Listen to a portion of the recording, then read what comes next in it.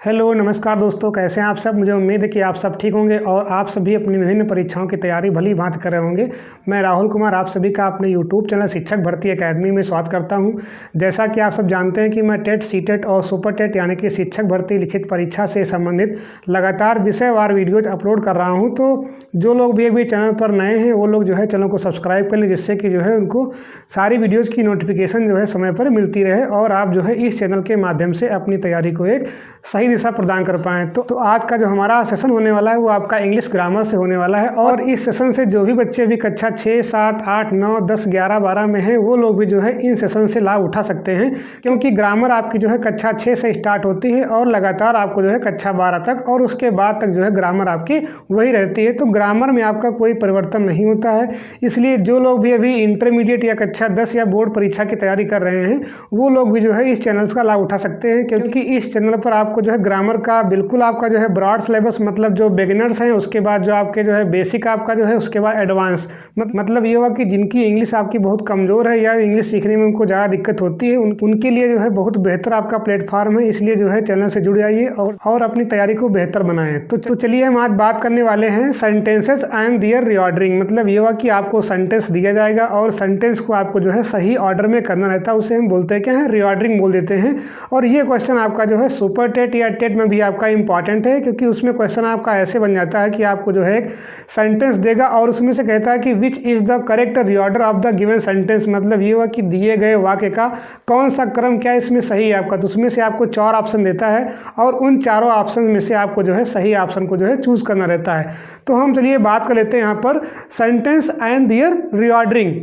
तो सबसे पहले हम बात कर लेते हैं यहाँ पर सेंटेंस की। तो इसके पहले मैंने जो है सेंटेंस के बारे में जो है विधिवत जो है चर्चा कर ली है।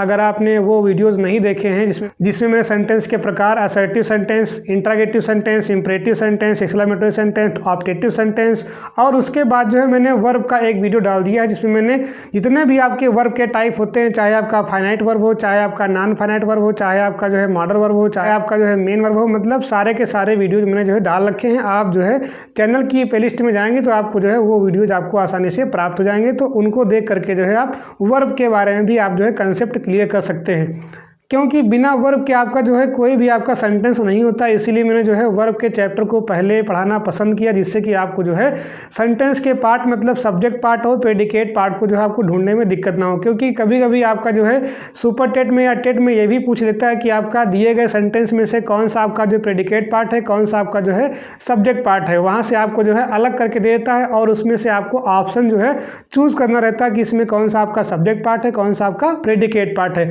तो सबसे पहले हम सेंटेंस की बात कर लेते हैं। सेंटेंस मतलब ये हुआ कि आपका कोई भी आपका सेंटेंस दिया हो इंग्लिश में, तो इंग्लिश में जो भी आपका सेंटेंस दिया होता है उसमें हमेशा क्या होता है, कर्ता क्रिया कर्म। मतलब सबसे पहले क्या आता है आपका सब्जेक्ट आता है, उसके बाद क्या आती है आपकी वर्ब आती है, उसके बाद क्या आता है ऑब्जेक्ट आता है और उसके बाद आपका कॉम्प्लीमेंट आता है। कॉम्प्लीमेंट क्या होता है, मतलब वाक्य के भाव को पूरा करने के लिए जो आपका एक वाक्यांश आता है उसे हम क्या बोलते हैं, कॉम्प्लीमेंट बोल देते हैं। तो सिंपली ये हम कह सकते हैं कि आपका कोई भी आपका अगर सेंटेंस दिया गया है, तो अगर हम सेंटेंस की बात कर लें तो सिंपली ये हम कह सकते हैं, मान लेते हैं आपका कोई सेंटेंस आपको दिया गया यहाँ पर, ये आपका सेंटेंस है और सेंटेंस में हम ये कह सकते हैं कि सेंटेंस अगर आपका है तो यहाँ पर इसको हम जो है अगर क्लासिफाई करना चाहें कितने पार्ट में, तो हम यहाँ पर सबसे पहले किसकी बात कर लेते हैं, यहाँ पर सब्जेक्ट की बात कर लेते हैं। क्योंकि बिना कर्ता का आपका जो है सेंटेंस होता है, लेकिन किस में होता है आपका, केवल इम्परेटिव में होता है। तो इम्परेटिव में क्या होता है, कर्ता वहाँ पे होता है लेकिन छिपा कर्ता होता है, उसको हम लिखते नहीं हैं। तो इसके पहले मैंने इम्परेटिव वाले सेंटेंसेस की चर्चा कर ली है। तो हम सबसे पहले बात कर लेते हैं सब्जेक्ट। उसके बाद क्या आता है यहाँ पर आपका वर्ब आता है, क्या आता है, वर्ब आता है, फिर आपका आता है ऑब्जेक्ट आता है और फिर अगर आपका सेंटेंस आपका ज़्यादा आपका जो है उसका सेंस आपका नहीं पूरा होता है वहाँ पर इतने में, तो वहाँ पर क्या होता है आपका कॉम्प्लीमेंट आ जाता है। क्या आता है, कॉम्प्लीमेंट।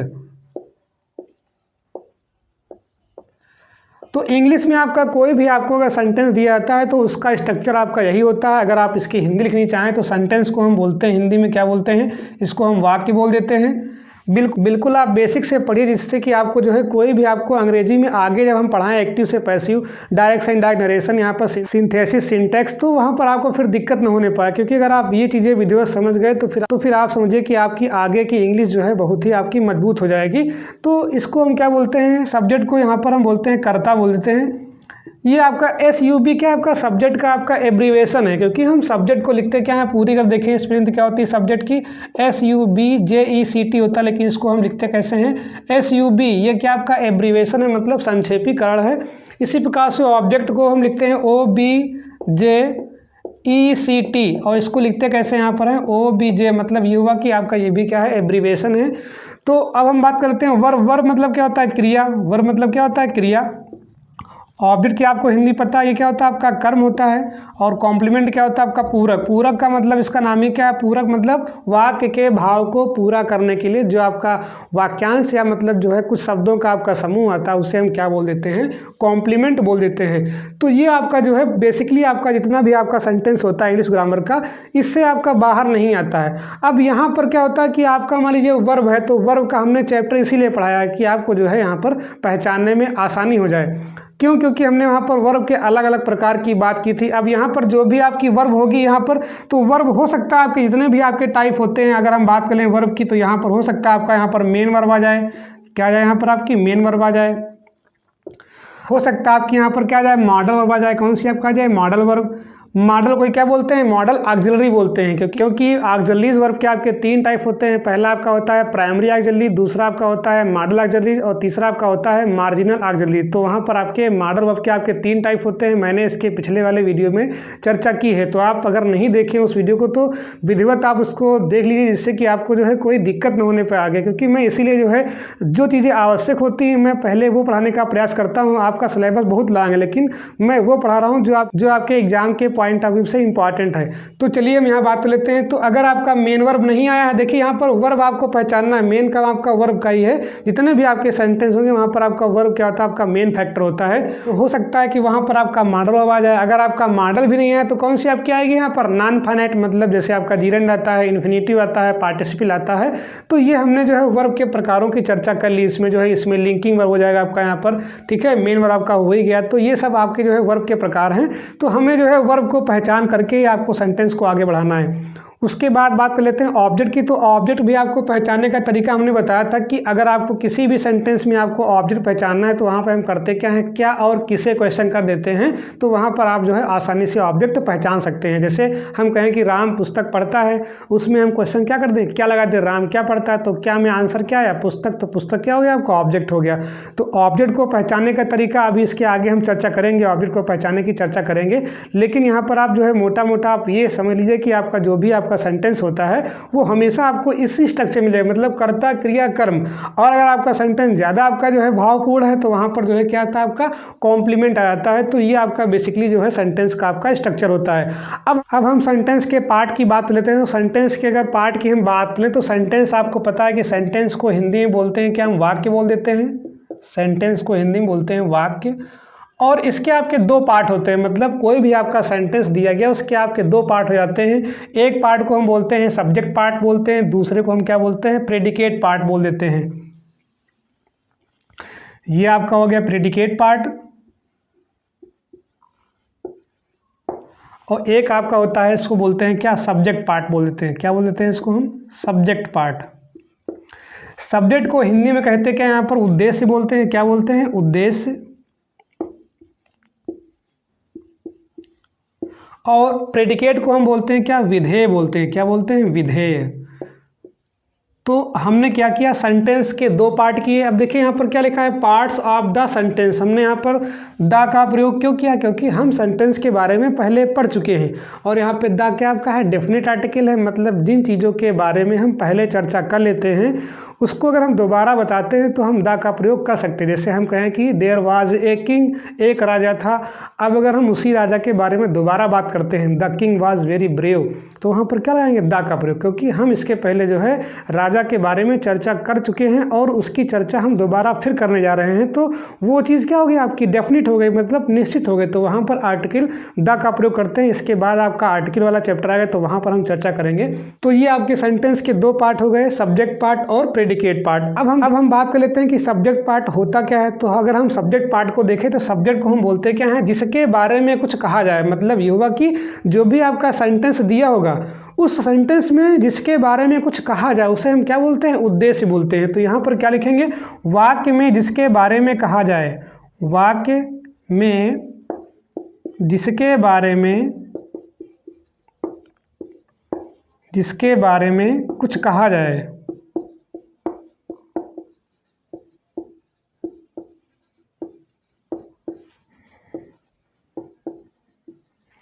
उसे हम क्या बोलते हैं, सब्जेक्ट बोलते हैं। जैसे अगर हम एग्जाम्पल ले लें यहाँ पर, सोहन रीड्स ए लेटर। अब आप समझिए इसे, Sohan reads a letter, Sohan एक पत्र पढ़ता है। यहाँ पर आपका एस लगा है, तो यहाँ पर अगर आप देखें इसका जो सेंटेंस का आपका टेंस वो कौन सा आपका प्रेजेंट इंडेफिनिट टेंस है। और प्रेजेंट इंडेफिनिट टेंस के हिंदी वाक्यों के अंत में ता हैं, ती हैं, ते हैं आदि शब्द आते हैं। तो यहाँ पर जो भी हम इसका करेंगे उच्चारण, उसमें क्या आना चाहिए, ता हैं, ती हैं, ते हैं आना चाहिए। सोहन आपका एक वचन है, तो सोहन रीड्स माने पढ़ता है, ए माने एक, लेटर माने पत्र, सोहन एक पत्र पढ़ता है। अब देखिए यहाँ पर किसके बारे में बात की गई है, सोहन के बारे में। तो यहाँ पे क्या है, वाक्य में जिसके बारे में कुछ कहा जाए, किसके बारे में कहा गया है, सोहन के बारे में। किसके बारे में कहा गया है, सोहन के बारे में। तो सोहन क्या हो गया, इसका सब्जेक्ट क्या हो गया, आपका सब्जेक्ट पार्ट। अब अगर इसको हम लिखना चाहें, सब्जेक्ट पार्ट अगर बना के लिखना चाहें तो क्या हो जाएगा यहाँ पर आपका सब्जेक्ट, क्या हो जाएगा, सोहन। क्या हो जाएगा यहाँ पर आपका सोहन। एक और एग्जाम्पल दे लेते हैं, they have played the match, they have played the match. अब देखते हैं यहाँ पर दे माने क्या होता है, वह। हैव प्लेड मतलब ये हुआ कि हैव क्या आपकी यहाँ पर आपका प्रेजेंट परफेक्ट टेंस है, और प्रेजेंट परफेक्ट टेंस में जो सहायक क्रिया होती है वो क्या होती है, हैज या हैव होती है। यहाँ पर आपका कर्ता आपका बहुवचन है, तो हैव का प्रयोग किया गया। और हैव के बाद हमेशा क्या आता है, वर्ब की थर्ड फॉर्म आती है। तो यहाँ पर क्या हो जाएगा, चुका है, चुकी हैं, चुके हैं, ठीक है। तो यहाँ पर हमें करना क्या है, इसका अनुवाद, they have played the match, वह मैच खेल चुके हैं, वह मैच खेल चुके हैं। किसके बारे में बात हो रही, वह के बारे में बात हो रही है। मतलब जिसके बारे में कुछ कहा जाए वाक्य में, उसे हम क्या बोलते हैं, सब्जेक्ट बोलते हैं। किसके बारे में बात कर रहे हैं, वह के बारे में। तो यहाँ पर आपका ये भी क्या आपका सब्जेक्ट क्या यहाँ पर हो जाएगा, आपका दे। क्या हो जाएगा यहाँ पर आपका, दे। मतलब ये हुआ कि हमने किसके बारे में बात की है, दे के बारे में बात की है। तो ये आपकी जो है सब्जेक्ट की आपकी डेफिनेशन हमने क्या बात की यहाँ पर, उद्देश्य। उद्देश्य क्या होता है, जिसके बारे में कुछ कहा जाए, जो भी आपका सेंटेंस दिया होगा उसमें जिसके बारे में चर्चा की जाएगी उसे हम क्या बोल देंगे, सब्जेक्ट बोल देंगे। ये आपकी सिंपल से क्या होगी, इसकी पहचान हो गई। अब हम बात कर लेते हैं प्रेडिकेट पार्ट की। प्रेडिकेट पार्ट क्या होता है, तो प्रेडिकेट पार्ट को हम हिंदी में बोलते हैं क्या, विधेय बोलते हैं। इसमें क्या होता है, उद्देश्य के बारे में जो कुछ कहा जाए। जैसे यहाँ पर देखिए, समझिए यहाँ पर उद्देश्य कौन है, सोहन। और सोहन क्या कर रहा है, रीड्स ए लेटर, मतलब एक पत्र पढ़ता है, एक पत्र पढ़ता है। तो देखिए यहाँ पर कौन सी बात की गई, यहाँ पर अब पढ़ने की बात की गई। मतलब ये हुआ कि जो कुछ कहा जाए, किसके बारे में, उद्देश्य। उद्देश्य कौन है, सोहन। तो सोहन के बारे में क्या कहा गया है, कि वह पढ़ता है, कि वह पढ़ता है। मतलब ये हुआ कि सोहन पढ़ता है। तो उद्देश्य के बारे में जो कुछ कहा जाए उसे हम क्या बोलते हैं, प्रेडिकेट कहते हैं। उसे हम क्या कहते हैं, प्रेडिकेट। तो यहाँ पर हम क्या लिखेंगे, यहाँ पर उद्देश्य के बारे में जो कुछ कहा जाए, क्या लिखेंगे यहाँ पर, उद्देश्य के बारे में, उद्देश्य के बारे में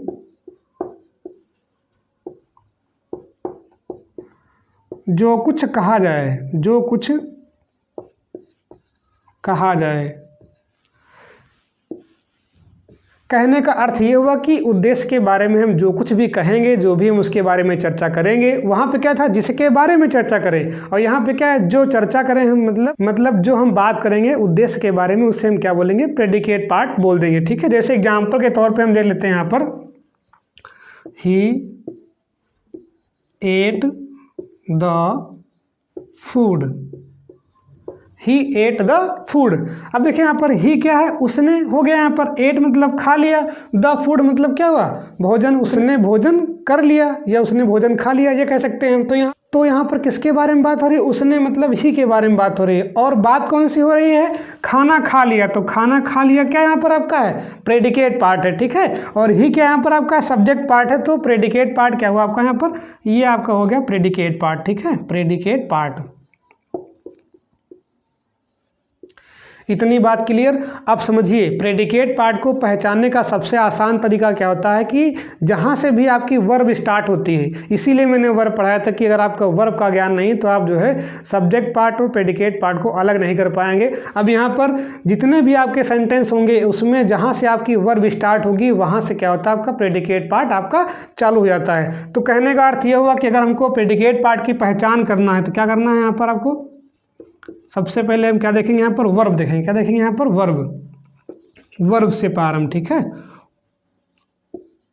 वर्ब से प्रारंभ। अब देखिए यहाँ पर हमने वर्ब की चर्चा इसके पहले कर ली है। अब वर्ब में क्या होता है आपका, हो सकता है कि आपकी मेन वर्ब आ जाए। कौन सी आपकी आ जाए, मेन वर्ब। तो मेन वर्ब की हमने वहाँ पर चर्चा कर ली। जिन लोगों ने नहीं देखा है वीडियो वो अवश्य देख लें। मेन वर्ब क्या होती है, मतलब जो मुख्य काम होता है, जैसे प्ले हो गया, खेलना हो गया आपका, पढ़ना हो गया आपका, उठना हो गया आपका, जो है रोना हो गया आपका, हंसना हो गया, ये सब क्या आपके मेन वर्ब, मतलब जो मुख्य काम होते हैं। तो मेन वर्ब में क्या आपका, जैसे आपका प्ले है, ठीक है, प्ले हो गया आपका, रीड हो गया, इसके अलावा और, ठीक है, इस तरह हो सकते हैं। अब अगर आपका मेन वर्ब नहीं आता है तो वहाँ पे क्या होंगी आपकी ऑक्सिलरी वर्ब आएंगी। कौन कौन सी आपकी ऑक्सिलरी वर्ब, और वहाँ पर हमने जो है ऑक्सिलरी वर्ब के 3 प्रकार बताए हैं। तो हो सकता है तीनों में से आपका कोई एक आ जाए। तो ऑक्सिलरी वर्ब यहाँ सकती हैं। कौन सी आपकी आएंगी, ऑक्सिलरी वर्ब। अब कहने का अर्थ ये हुआ कि ऑक्सिलरी वर्ब आपकी जो आएंगी यहाँ पर आपकी 3 प्रकार की होती है। मैंने इसके पहले चर्चा कर ली है। वहाँ पर आपकी प्राइमरी ऑक्सिलरी, मतलब ये हुआ कि हेल्पिंग वर्ब, क्या हो जाएंगे यहाँ पर, हेल्पिंग वर्ब आ सकती हैं। अब देखिए यहाँ पर हेल्पिंग वर्ब आपको सारी की सारी पता होनी चाहिए, ठीक है, हेल्पिंग वर्ब आपको सारी की सारी पता होनी चाहिए। मैं यहाँ पर लिख दे रहा हूँ हेल्पिंग वर्ब शॉर्ट फॉर्म में। सबसे पहले अगर देखिए आप प्रेजेंट इंडेफिनिट टेंस में क्या आता है यहाँ पर आपका, तो डू और डज आता है। क्या आता है, डू और डज आता है। फिर चलते हैं किसके साथ चलते हैं, हैज या हैव के साथ चलते हैं, हैज, हैव, ठीक है, हैड। उसके बाद आ जाए यहाँ पर डिड, फिर इज, एम, आर, वाज, वर, ठीक है। तो ये आपकी जो है क्या होती है, आपकी हेल्पिंग वर्ब हो गई। उसके बाद आपकी इसमें मॉडल्स भी आती हैं, ठीक, कौन कौन सी आपकी वर्ब, मॉडल वर्ब। तो यहाँ पर मैं लिख दे रहा हूँ नीचे। और अब देखिए मॉडल जो होता है वो क्या होता है, इसी ऑक्सिलरी का टाइप होता है, ठीक है। इसको बोलते हैं क्या, मॉडल ऑक्सिलरीज। क्या बोलते हैं, मॉडल ऑक्सिलरीज बोलते हैं, या मॉडल ऑक्सिलरी वर्ब। इसमें क्या आपका आता है, मैं यहाँ पर लिख दे रहा हूँ। मॉडल में जो है मॉडल बताया था मैंने, विल है, विल का पास्ट टेंस क्या होता है, वुड होता है। कैन है, कैन का पास्ट टेंस क्या होता है, कुड होता है। मे है, मे का पास्ट टेंस क्या होता है, माइट हो जाता है यहाँ पर। सैल का क्या हो जाएगा यहाँ पर आपका, शुड हो जाएगा, सैल का शुड। एक आपका आता है मस्ट आता है, ठीक है। एक आपका आता है ऑट टू आता है, क्या आता है, ऑट टू। एक आपका आता है यूज टू, ठीक है, यूज्ड टू। तो इस तरह से क्या होते हैं आपके यहाँ पर जो है मॉडल वर्ब आ सकती हैं, ऑक्सिलरी वर्ब आ सकती है, मेन वर्ब आ सकती है। मतलब ये हुआ कि कोई भी आपकी वर्ब हो, अगर आपकी वर्ब आप पहचान पा रहे हैं तो इसका मतलब ये हुआ कि वर्ब से ही क्या होता है आपका प्रेडिकेट पार्ट स्टार्ट होता है। तो ये आपका जो है सेंटेंस के आपके 2 पार्ट हो गए, सब्जेक्ट पार्ट और प्रेडिकेट पार्ट। सब्जेक्ट पार्ट में सब्जेक्ट क्या होता है, जिसके बारे में कुछ हम कहें उसे हम क्या बोलते हैं, सब्जेक्ट बोलते हैं। और जो भी हम उसके बारे में चर्चा करेंगे उसे हम क्या बोलेंगे, प्रेडिकेट पार्ट बोल देंगे, ठीक है। पहचान क्या होती है, सब्जेक्ट पार्ट और प्रेडिकेट पार्ट को अलग करने का सबसे आसान तरीका क्या है कि अगर आप वर्ब पहचान गए, अब वर्ब वहाँ पर आपकी मेन वर्ब हो सकती है, हो सकता है आपके यहाँ पर ऑक्सिलरी मतलब हेल्पिंग वर्ब आ जाए, और हो सकता है आपके यहाँ पर आपकी मॉडल वर्ब आ जाए। तो वर्ब आपकी जितनी भी मैंने बताया यहाँ पर आपकी जो है उन सबको आप जो है एक बार वीडियो देख लीजिए। तो आप जो है कभी भी जो है सब्जेक्ट और प्रेडिकेट पार्ट को अलग करने में कभी भी आप जो है दिक्कतों का सामना नहीं करेंगे। तो ये आपका जो है सब्जेक्ट पार्ट और प्रेडिकेट पार्ट का कंसेप्ट हो गया। अब हम रीऑर्डरिंग करने के लिए या रीऑर्डरिंग को समझने के लिए यहाँ पर सब्जेक्ट पार्ट को भी जो है हम पढ़ेंगे अलग से, और प्रेडिकेट पार्ट को जो भी हम अलग से पढ़ेंगे। तो यहाँ पर अगर हम देखें तो हमने पहले चर्चा की क्या कि सेंटेंस जो आपका होता है इसमें आपके 2 पार्ट होते हैं। पहला पार्ट क्या बताया था हमने यहाँ पर आपका, सब्जेक्ट बताया था। क्या बताया था यहाँ पर आपका, सब्जेक्ट पार्ट बताया था। और दूसरा हमने क्या बताया था यहाँ पर आपका, प्रेडिकेट पार्ट। क्या बताया था यहाँ पर आपका, प्रेडिकेट पार्ट। बिल्कुल आप बेसिक समझिए, यहाँ पर बिल्कुल आपको कोई दिक्कत नहीं होने वाली है। अब देखिए सब्जेक्ट पार्ट को भी जो है कई पार्ट में तोड़ा गया, ठीक है। मेनली यहाँ पर आपका अगर देखें सबसे पहले यहाँ पर आपका आपके 2 पार्ट आते हैं। एक आपका होता है मेन वर्ड, इसको हम बोलते हैं क्या, हेड वर्ड। क्या बोल देते हैं, हेड वर्ड। हेड वर्ड क्या होता है यहाँ पर आपका, चाहे इसको आप बोलो हेड वर्ड और चाहे क्या कह दो इसको मेन वर्ड, ठीक है, दोनों हम ये कह सकते हैं।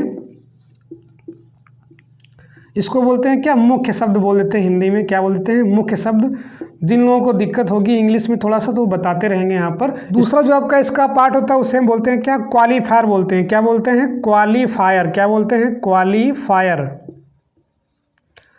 क्वालिफायर क्या होते हैं, विशेषता प्रकट करने वाले शब्द। क्या होते हैं ये, विशेषता प्रकट करने वाले शब्द होते हैं, प्रकट करने वाले शब्द, विशेषता प्रकट करने वाले शब्द, विशेषता प्रकट करने वाले शब्द। अच्छा यहाँ देखते हैं प्रेडिकेट पार्ट में, तो प्रेडिकेट पार्ट में क्या होता है यहाँ पर आपका, बेसिकली हमने अभी इसके पहले चर्चा की थी। यहाँ पर क्या होता है आपका, सबसे पहले यहाँ पे क्या आएगी भाई, सब्जेक्ट पार्ट तो पूरा हो ही गया यहाँ पर। अब स्टार्टिंग कहाँ से होगी आपकी, वर्ब से। कहाँ से होगी आपकी, वर्ब से। फिर क्या यहाँ पर आपका आता है, ऑब्जेक्ट आता है। क्या आता है, ऑब्जेक्ट आएगा। और लास्ट में क्या बचता है यहाँ पर आपका, कॉम्प्लीमेंट बचता है। क्या बचता है, कॉम्प्लीमेंट। इसके पहले मैंने जो है इसीलिए मैंने जो है सबसे पहले चर्चा की थी कि सेंटेंस अगर आपका कोई दिया गया है तो वहाँ पर जो है क्या होता है, बेसिकली आपका सेंटेंस का जो स्ट्रक्चर होता है क्या होता है, सब्जेक्ट, वर्ब, ऑब्जेक्ट और कॉम्प्लीमेंट। अब देखिए वही बन रहा है, सब्जेक्ट, वर्ब, ऑब्जेक्ट, कॉम्प्लीमेंट। कहने का अर्थ ये होगा कि आपका कोई भी सेंटेंस लिखा हो वो हमेशा इसी जो है प्रोसेस को फॉलो करेगा। बस इम्परेटिव सेंटेंस में क्या होता है, वहाँ पर आपका सब्जेक्ट नहीं होता, वो सब्जेक्ट आपका छिपा रहता है। चलिए अब हम बात कर लेते हैं यहाँ पर देखिए जो आपका ऑब्जेक्ट होता है ये भी आपका दो प्रकार का होता है। अब यहाँ पर मैं ये बात स्पष्ट कर देने वाला हूँ कि ऑब्जेक्ट आप सेंटेंस में कैसे पहचानेंगे। देखिए यहाँ पर सबसे आसान तरीका क्या है, ऑब्जेक्ट पहचानने का तरीका मैं यहाँ पर लिख दे रहा हूँ। ऑब्जेक्ट पहचान करने का तरीका,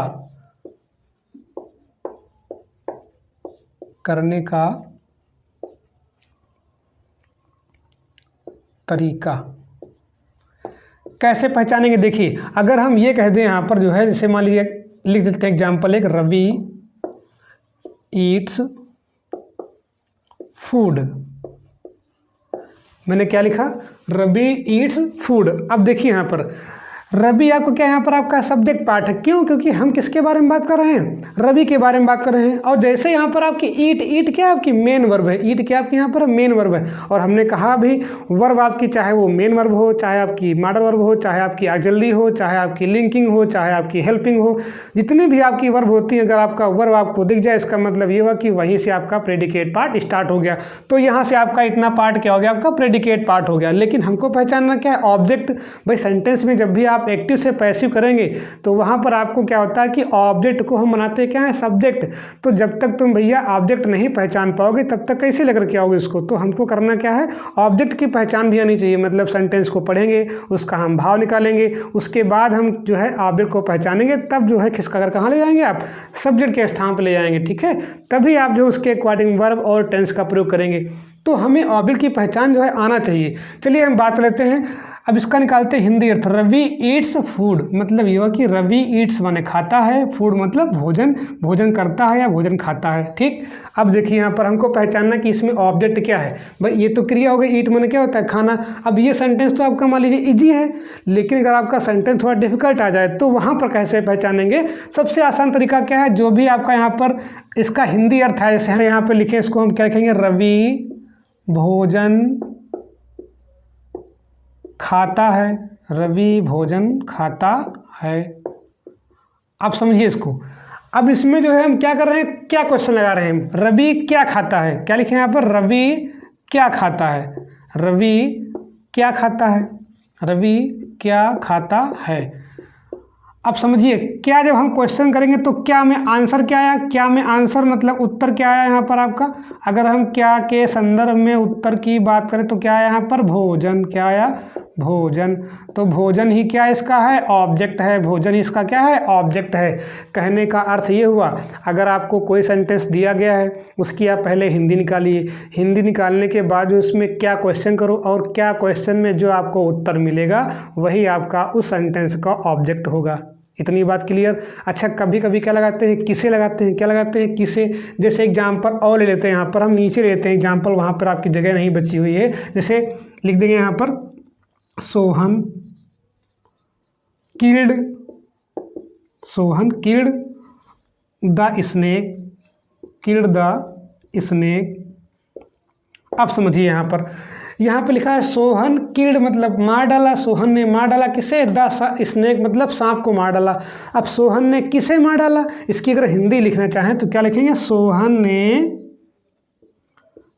ने सांप को मार डाला, सांप को मार डाला या मारा, ठीक है। आप समझो इसको, सोहन ने किसे, अब यहाँ पे क्वेश्चन लगाओ क्या, किसे मार डाला, तो किसे में हमको उत्तर क्या मिलेगा, अगर हम किसे लगाएंगे तो किसे में उत्तर क्या मिला हमको, सांप। क्या मिला, उत्तर क्या मिला, सांप। तो सांप क्या हो जाएगा यहाँ पर आपका ऑब्जेक्ट, मतलब ये होगा कि हम क्या लगाएं या फिर किसे लगाएं और हमको जो उत्तर मिलेगा उसे ही हम क्या बोल देंगे, ऑब्जेक्ट बोल देंगे। जो उत्तर हमको प्राप्त हुआ वही क्या यहाँ पे इसका हो जाएगा, ऑब्जेक्ट।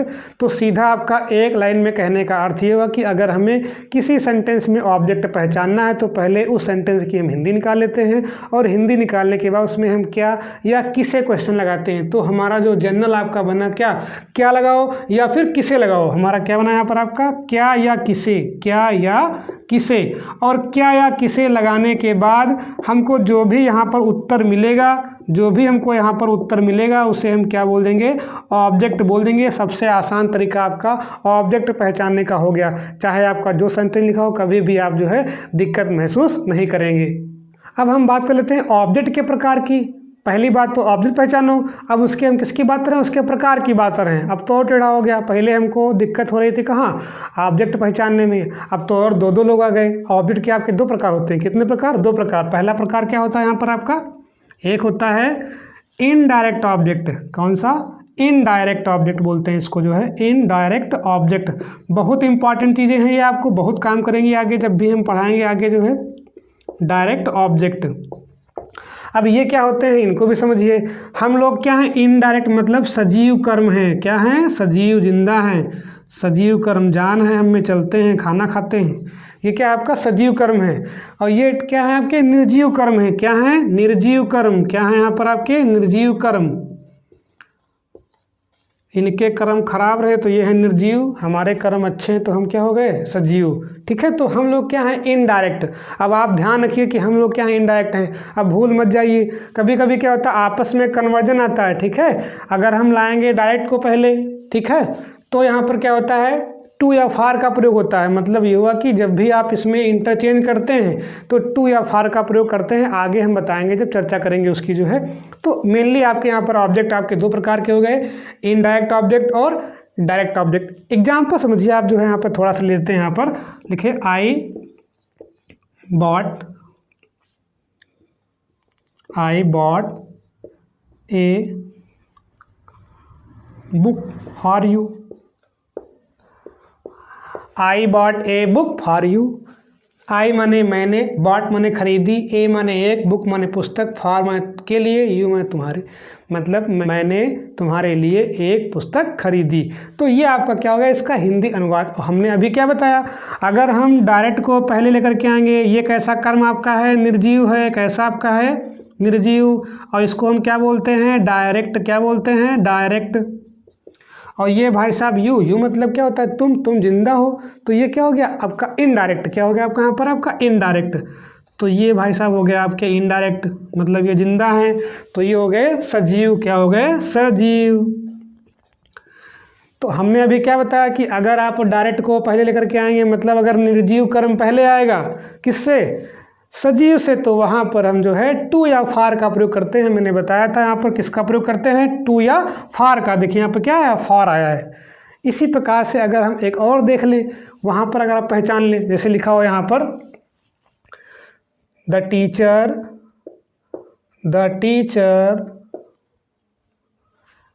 Teaches him Hindi.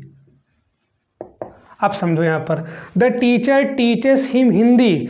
अब समझिए यहाँ पर ध्यान से, यहाँ पर जो है हिम है और क्या है, हिंदी। हिम भी क्या होता है, हिम जो होता है ये क्या है, ही का क्या होता है, ऑब्जेक्टिव केस होता है। केस आपके 3 प्रकार के होते हैं, सब्जेक्टिव केस, ऑब्जेक्टिव केस और पॉजेसिव केस। सब्जेक्टिव केस को हम जो है नॉमिनेटिव केस भी बोलते हैं, तो चाहे आप कहो सब्जेक्टिव केस चाहे कहो नॉमिनेटिव केस। दूसरा क्या होता है, ऑब्जेक्टिव केस, तो ही को ऑब्जेक्टिव केस क्या होता है, हिम, तो ये भी क्या है, ऑब्जेक्ट है, लेकिन हिम क्या है, जिंदा वाला, मतलब इनडायरेक्ट ऑब्जेक्ट है। इसे हम क्या बोलेंगे, इनडायरेक्ट ऑब्जेक्ट। क्या बोलेंगे, इनडायरेक्ट ऑब्जेक्ट। मतलब ये हुआ कि ये कौन सा वाला है, सजीव वाला है। कौन सा वाला है, सजीव वाला है। लेकिन अगर हम हिंदी की बात करें तो हिंदी क्या आपकी विषय है, विषय कैसी है आपकी, ये डायरेक्ट ऑब्जेक्ट है। ये कैसा आपका है, डायरेक्ट, मतलब ये निर्जीव है। ये भी आप बहुत ध्यान रखिए, क्योंकि जब भी आप एक्टिव से पैसिव वॉइस बनाएंगे तो ये आपको बहुत परेशान करेंगे। अब आप पता लगा यहाँ पे हिंदी उठा करके ले आए पहले, उसके बाद जो है टू या फार का प्रयोग नहीं किए तो गड़बड़ नहीं हो जाएगा वहाँ पर। तो आपको पहचानना है कि आपका जो है सजीव अगर हम पहले ला रहे हैं तो हमें क्या करना है, और अगर हम निर्जीव लेकर के आ रहे हैं पहले तब हमें क्या करना है, तो वहाँ पर आपको फिर दिक्कत ना होने पाए, क्योंकि आपके दोनों कर्म होते हैं। और एक्टिव वॉइस पैसिव वॉइस में क्या होता है, जब भी हम बनाते हैं पैसिव वॉइस तो वहाँ पे नियम क्या होता है कि हम ऑब्जेक्टिवा को उठा के कहाँ ले जाएं, सब्जेक्टिवा के स्थान पे। तो जब भी हम ले जाएंगे यहाँ पर तो हम क्या करेंगे, यहाँ पर देखेंगे कि आपका किसको हम ले आ रहे हैं। पहले अगर हम ले जाएंगे डायरेक्ट को तो वहाँ पर टू या फार का प्रयोग करना पड़ेगा, और अगर हम नहीं ले आते हैं सीधे किसको ले आ रहे हैं, इनडायरेक्ट को, तो वहाँ पर हमें टू या फार का प्रयोग नहीं करना है। तो ये बेसिकली आपके जो है ऑब्जेक्ट के आपके 2 प्रकार हो गए। काफ़ी बड़ी क्लास हो जाएगी आपकी यहाँ पर, क्योंकि मैंने जो है विस्तृत आपकी चर्चा कर दी यहाँ पर इनडायरेक्ट ऑब्जेक्ट और डायरेक्ट ऑब्जेक्ट की। बाय एग्जाम्पल आप समझिए, यहाँ पर एग्जाम्पल मैंने दे दिया यहाँ पर विधिवत आपको जो है। और कन्वर्जन जब करेंगे यहाँ पर तो हम हमेशा टू या फार का प्रयोग करेंगे। जब हम पढ़ाएंगे एक्टिव से पैसिव तो वहाँ पर हम इसकी जो है विस्तृत चर्चा करेंगे आगे। चलिए अब यहाँ पर आते हैं अपने जो है सब्जेक्ट पार्ट, क्योंकि हमको आज जो है सब्जेक्ट पार्ट को ख़त्म करना है। एक एक दिन हम पढ़ेंगे, पहले पढ़ेंगे क्या, सब्जेक्ट पार्ट को पढ़ेंगे, उसके बाद हम किसको पढ़ेंगे, प्रेडिकेट पार्ट को पढ़ेंगे, क्योंकि अगर आप एक साथ पढ़ेंगे तो सब खिचड़ी हो जाएगा। चलिए यहाँ देखते हैं। अब देखिए क्वालिफायर पे आते हैं। क्वालिफायर क्या होते हैं, विशेषता प्रकट करने वाले शब्द। क्या होते हैं, विशेषता प्रकट करने वाले शब्द। विशेषता क्या होती है, एक, जैसे हम कहें आदमी, कहें एक आदमी तो एक क्या हो गया, उसकी विशेषता नहीं हो गई। जैसे कहें आदमी, मोटा आदमी तो मोटा क्या हो गया, विशेषता हो गई उसकी, मतलब आदमी की विशेषता क्या है, मोटा। जैसे कहें लड़की, सुंदर लड़की, सुंदर क्या लड़की की विशेषता है। अब कहें एक सुंदर लड़की, तब फिर दिक्कत हो जाएगी आपको। तो वहाँ पर आपको हर चीज़ समझना है कि ये क्या है, डिटर्मिनर क्या है, क्वालिफायर क्या है, एडजेक्टिव क्या है, एडजेक्टिव फ्रेज क्या है। हम सभी पर चर्चा करेंगे बारी बारी। तो पहले हम देख लेते हैं यहाँ पर आपका जो सब्जेक्ट का आपका पार्ट था वो आपका 2 पार्ट पहले टूटा। कौन सा आपका, क्वालिफायर और हेडवर्ड में। अब हम करते क्या कि क्वालिफायर भी आपके 3 प्रकार से हो जाते हैं। एक आपका होता है डिटर्मिनर, दूसरा आपका होता है एडजेक्टिव, तीसरा आपका होता है एडजेक्टिव फ्रेज। तो हम तीनों की चर्चा कर लेंगे यहाँ पर। तो इसका मतलब ये हुआ कि जो भी आपके क्वालिफायर होते हैं इनको हम 3 पार्ट में तोड़ सकते हैं। पहला आपका पार्ट क्या होता है यहाँ पर आपका, इसको बोलते हैं डिटर्मिनर। क्या बोलते हैं, डिटर्मिनर। बहुत ध्यान समझिए, बिल्कुल एक एक चीज़, डिटर्मिनर। दूसरे को हम क्या बोलते हैं यहाँ पर आपका जो है एडजेक्टिव। क्या बोलते हैं, एडजेक्टिव। एडजेक्टिव को मैं यहाँ पर शॉर्ट फॉर्म में एब्रीवेशन यूज़ कर रहा हूँ, क्योंकि एडजेक्टिव का अगर हम देखें एब्रीवेशन ये होता है, एडजेक्टिव को ऐसे लिखते हैं, लेकिन शॉर्ट फॉर्म में हम क्या लिखेंगे, इसको हमेशा एडजेक्टिव ही लिखेंगे। तो आप कभी भी एडीजे से परेशान मत करना कि ये एडीजे क्या है, ठीक है। एडीजे मतलब ये एडजेक्टिव को रिफर कर रहा है, ये एब्रीवेशंस हैं आपके, संक्षेपीकरण हैं। उसके बाद किसकी हम बात करेंगे यहाँ पर, चलो हम लिख देते हैं पूरा तुम्हारे कहने पर। एडजेक्टिव हो गया। तीसरा आपका होता है एडजेक्टिव फ्रेज। क्या होता है, adjective phrase. Adjective phrase, adjective phrase होता है आपका यहाँ पर। तो अगर हम इसकी हिंदी देखें तो इसको हम बोलते हैं क्या, डिटर्मिनर को हम बोलते हैं क्या, निश्चितता। देखिए डिटरमाइन क्या होता है, निश्चितता प्रकट करने वाले शब्द। तो इन्हें हम क्या बोल देंगे, निश्चितता। निश्चितता प्रकट करने वाले शब्द, ठीक है। निश्चितता प्रकट करने वाले शब्द, निश्चितता प्रकट करने वाले शब्द, करने वाले शब्द। इतनी बात क्लियर। एडजेक्टिव से आप परिचित हैं, विशेषण, काला गोरा, ठीक है, इस तरह से अच्छा बुरा सब क्या है, विशेषता है। एडजेक्टिव फ्रेज क्या होता है आपका, इसको बोलते हैं क्या, विशेषण वाक्यांश बोलते हैं। क्या बोलते हैं, वाक्यांश भी आपके 3 प्रकार के बताया था मैंने जो है इसके पहले। क्लाज आपकी मतलब उपवाक्य की 2 चीज़ें, फ्रेज और क्लाज, दोनों में हमने अंतर बताया था। इसलिए अगर आपने वो वीडियो नहीं देखा है सबसे स्टार्टिंग का, जब मैंने इंट्रोडक्शन दिया था लेटर, वर्ड, फ्रेज, क्लाज और सेंटेंस की, तो वहाँ पर आप जाइए, वीडियो में सारा का सारा सारा उसमें क्लियर है कि क्लास क्या होती है, फ्रेज क्या होती है। यहाँ बताएंगे तो ज़्यादा लंबा हो जाएगा। लेकिन फ्रेज आपकी 3 प्रकार की होती है, नाउन फ्रेज, एडजेक्टिव फ्रेज और एडवर्ब फ्रेज। अब देखिए यहाँ पर किसकी बात करें, एडजेक्टिव फ्रेज। एडजेक्टिव किसका काम करेगा, यहाँ पर जो फ्रेज आपका किसका काम करेगा, एडजेक्टिव काम करेगा। तो यहाँ पर सीधे हम क्या, अच्छा फ्रेज क्या होता है, ये होता है शब्दों का समूह होता है जिसमें किसी प्रकार की फाइनाइट वर्ड का प्रयोग नहीं होता है और इसका अर्थ क्या होता है आपका अपूर्ण होता है। मतलब ये हुआ कि पूरा अर्थ इसका नहीं होता है। इसको बोलते हैं क्या, वाक्यांश, वाक्य का थोड़ा सा हिस्सा होता है। तो इसे क्या बोलेंगे, विशेषण वाक्यांश। क्या बोलते हैं इसको हम, विशेषण वाक्यांश बोल देते हैं, विशेषण वाक्यांश। ठीक है, विशेषण वाक्यांश। तो इतनी बातें आपको समझनी है। अब इसमें डिटर्मिनर में क्या आता है आपका, ऐसा ए हो गया, आपका एन हो गया, आपका द हो गया। ठीक है, ये क्या आपके हैं, डिटर्मिनर हो गए। डिटर्मिनर भी आपके कई प्रकार के होते हैं, इन सबकी हम भी चर्चा करने वाले हैं। ठीक है, तो ये आपका जो बेसिक आप जो रियार्डरिंग पढ़ेंगे, मतलब सेंटेंसेस की हम रियार्डरिंग कैसे करें। और जो बच्चे हाई स्कूल के जुड़े हुए हैं, हाई स्कूल के, उनमें आपका जो पहला क्वेश्चन आपका आता है वो आपका रियार्डरिंग का ही आता है। और जो भी BTC बच्चे कर रहे हैं या जो डीएड कर रहे हैं, उसमें भी क्या होता है आपका रियार्डरिंग से क्वेश्चन आते हैं। सुपर टेट में और टेट में क्वेश्चन कैसे पूछेगा, आपका ऑब्जेक्टिव टाइप है तो वहाँ पर यही कहेगा कि which one of them is correctly ordered. Sentence आपको देगा यहाँ पर ऊपर। ठीक है, अब उसमें कहेगा कि इनमें से कौन सा आपका जो सही प्रकार से आपका अरेंज है, मतलब सही प्रकार से ऑर्डर्ड है। तो जो सेंटेंस आपका स्ट्रक्चर को फॉलो करेगा, सब्जेक्ट को, फिर उसके बाद वर्ब को, फिर उसके बाद ऑब्जेक्ट को, फिर उसके बाद कॉम्प्लीमेंट को, तो उसे ही हम क्या बोलेंगे, आपका सही प्रकार से आपका रीऑर्डर होगा। ठीक है, तो ये आपकी चीज़ें आपकी मोटी मोटी आपकी इतनी क्लियर हो गई। उसके बाद हम चर्चा किसकी करने वाले हैं, यहाँ पर इस वाले पोर्शन की चर्चा करेंगे, मतलब क्वालिफायर की हम बात करेंगे। देखिए हेड वर्ड तो आपको पता है, हेड वर्ड क्या हो जाएगा, आपका आसानी से पहचान जाएंगे। लेकिन दिक्कत आपको कहाँ पे आएगी, इनमें दिक्कत आएगी। तो इन सब की चर्चा हम बिल्कुल आपको अलग करने वाले हैं, विस्तृत आपको भी बताएंगे कैसे कैसे आप पहचाने डिटर्मिनर क्या है, क्वालिफायर क्या है। ठीक है, और यहाँ पर एडजेक्टिव क्या है, एडजेक्टिव फ्रेज क्या है, तीनों में जो है हम चर्चा करेंगे अभी। अब हम बात कर लेते हैं सेंटेंस के जो आपके पार्ट हमने बताए हैं। पहला क्या होता है आपका क्वालिफायर, दूसरा क्या होता है आपका हेड वर्ड। अब हमने फिर क्वालिफायर को बांटा था किसमें, डिटर्मिनर में, एडजेक्टिव में और एडजेक्टिव फ्रेज में। तो सबसे पहले हम समझते हैं कि क्वालिफायर और डिटर्मिनर में डिफरेंस क्या है। देखिए अगर आपका कोई सेंटेंस मान लीजिए हम यहाँ देते हैं, ए गर्ल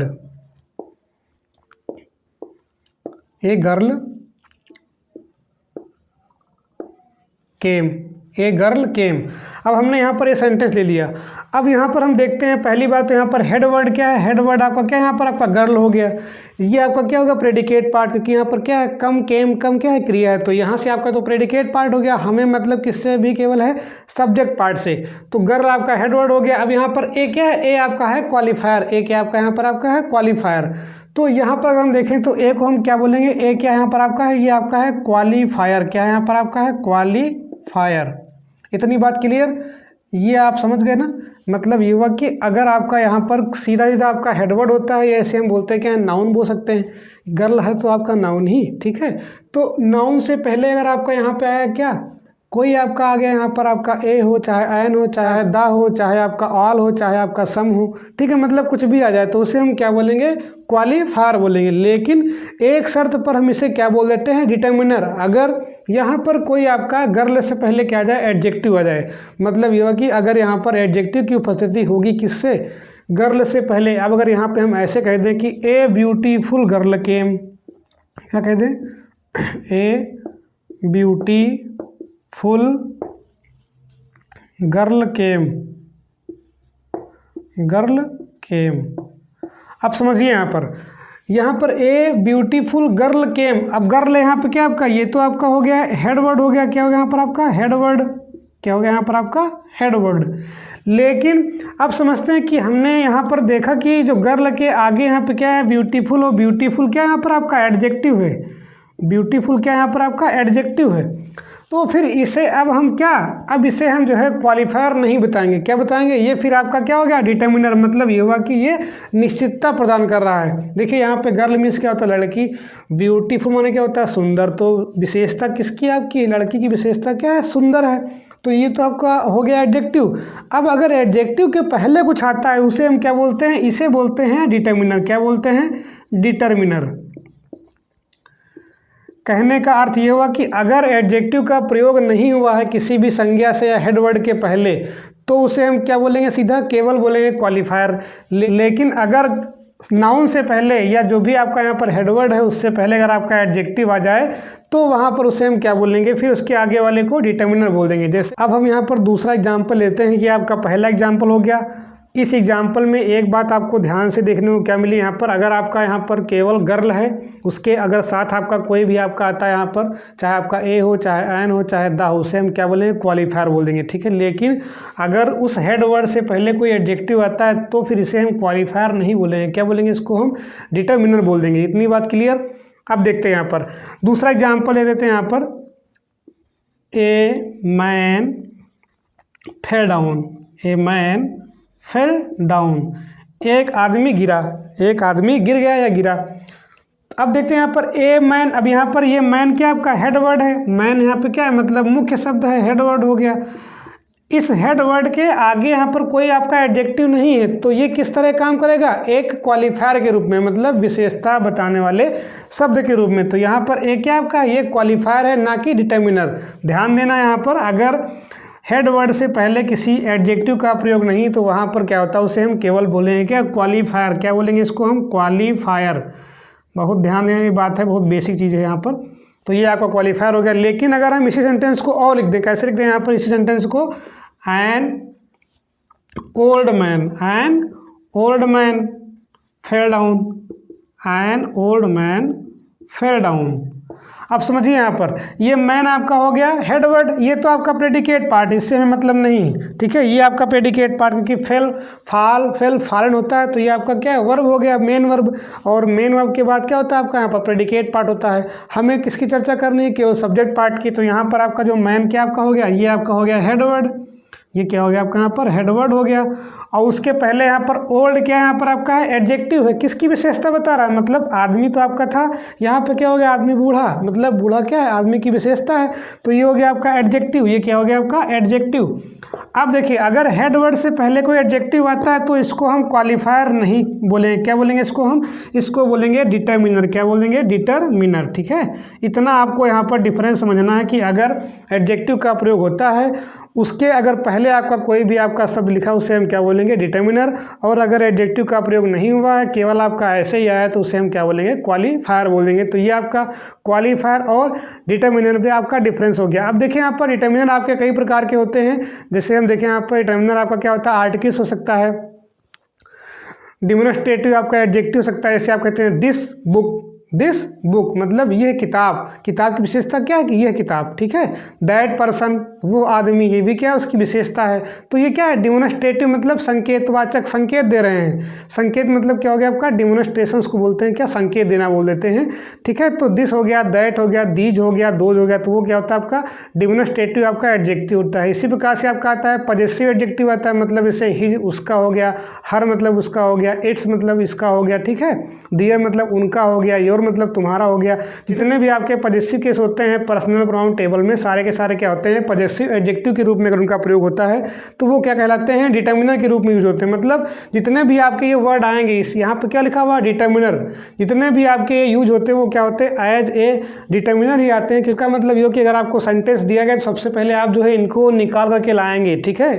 डिटर्मिनर क्या सबसे पहले आपके सेंटेंस में आते हैं, तो सबसे पहले आप जो है इनको निकालेंगे। अब इनको हम बता रहे हैं यहाँ पर आर्टिकल क्या होता है आपका, ए एन और द, आपको पता है कि ये दोनों क्या आपके इनडेफिनिट आर्टिकल हैं और ये क्या आपका यहाँ पर है डेफिनिट आर्टिकल है, ठीक है। डिमोन्स्ट्रेटिव एडजेक्टिव मतलब इसको बोलते क्या है, संकेतवाचक विशेषण, क्या बोलते हैं इसको हिंदी में, संकेतवाचक विशेषण, क्या बोल देते हैं, संकेतवाचक विशेषण बोल देते हैं इसको, जो है हम संकेत देने के लिए। जैसे दिस बुक, यह किताब, ठीक है, इस तरह से। दिस है, दैट है, दीज है, दोज है। इसी प्रकार से क्या होता है पॉजेसिव एडजेक्टिव, इसको बोलते हैं संबंधवाचक विशेषण, क्या बोलते हैं, संबंधवाचक विशेषण, संबंधवाचक विशेषण। इनका प्रयोग कर सकते हैं हम जो है, ये आपके अक्सर आते हैं, जैसे his father, his mother, your sister, ठीक है, डियर फ्रेंड, उनका मित्र। तो ये क्या होते हैं आपके जो है हर सेंटेंस में आपको मिल जाएंगे। मतलब इनको हमें जो है कैसे रखना है वो आपको यहाँ पे ध्यान देना है। डिटर्मिनर आपके अगर होंगे तो सबसे पहले इनको हम निकाल लाएंगे। जैसे his father went to Lucknow, तो हिज सबसे पहले आया ना, और हिज क्या है, पॉजेसिव एडजेक्टिव, मतलब किसका काम कर रहा है, डिटर्मिनर का काम कर रहा है, ठीक है। इस तरह से जो हम देखेंगे यहाँ पर एडजेक्टिव ऑफ क्वांटिटी मतलब ए लिटिल मतलब कुछ थोड़ा, और यहाँ पे क्या है द लिटिल, मतलब ये हुआ कि जो है थोड़ी और मात्रा ज़्यादा उसमें जो है। तो आ लिटिल और द लिटिल का भी प्रयोग आपका बहुत ही इंपॉर्टेंट है, पूछा जाता है यहाँ पर। अगर बिल्कुल तली में पानी है बिल्कुल, तो उसे हम क्या बोलते हैं, आ लिटिल बोलते हैं। और अगर थोड़ा सा तली के ऊपर हो तो उसे हम क्या बोलते हैं, द लिटिल का प्रयोग करते हैं वहाँ पर। यहाँ पे मच है, मतलब ये मात्रात्मक वाला है, ठीक है। इसको बोलते हैं क्या, मात्रावाचक विशेषण। क्या बोलते हैं, मात्रावाचक विशेषण। क्या बोल देते हैं, मात्रावाचक विशेषण। तो ये भी आपको ध्यान देना है यहाँ पर, मात्रावाचक विशेषण। इसी प्रकार से यहाँ पे आते हैं एडजेक्टिव ऑफ नंबर, इसे हम क्या बोलते हैं, संख्यावाचक विशेषण। क्या बोलते हैं, संख्यावाचक विशेषण, संख्यावाचक विशेषण। अब इनकी आप हिंदी रूप जान लीजिए, ठीक है, क्योंकि ये आपको परीक्षा में मिल सकते हैं। जैसे यहाँ पर यह मच माने क्या होता है, मात्रा होती है, इसे 1 किलोग्राम 2 किलोग्राम, ठीक है, इस तरह से क्या होता है आपका मात्रा में आता है। एडजेक्टिव ऑफ नंबर में क्या होता है, मतलब संख्याएं होती हैं। जैसे इसमें जगह सम मतलब कुछ, अब कुछ मतलब क्या होगा, वहाँ पर कुछ नंबर होगा ना वहाँ पर।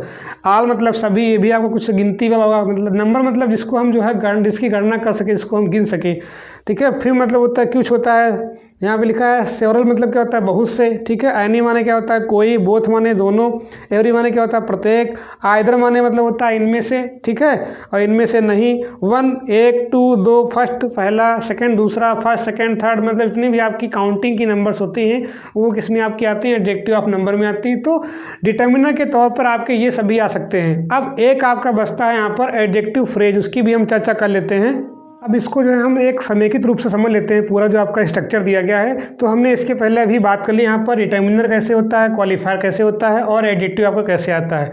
अब यहाँ पर आपका केवल एक बचता कौन सा, आपका एडजेक्टिव फ्रेज का। अगर आप यहाँ पर कोई सेंटेंस ले लेते हैं, जैसे मान लीजिए, पहले हम इन सब की बात कर लेते हैं। अभी इसके पहले मैंने बताया कि अगर आपका कहीं पर लिखा हुआ है, जैसे आपका लिखा हुआ यहाँ पर a man ran away, a man ran away, एक आदमी भाग गया, एक आदमी भाग गया।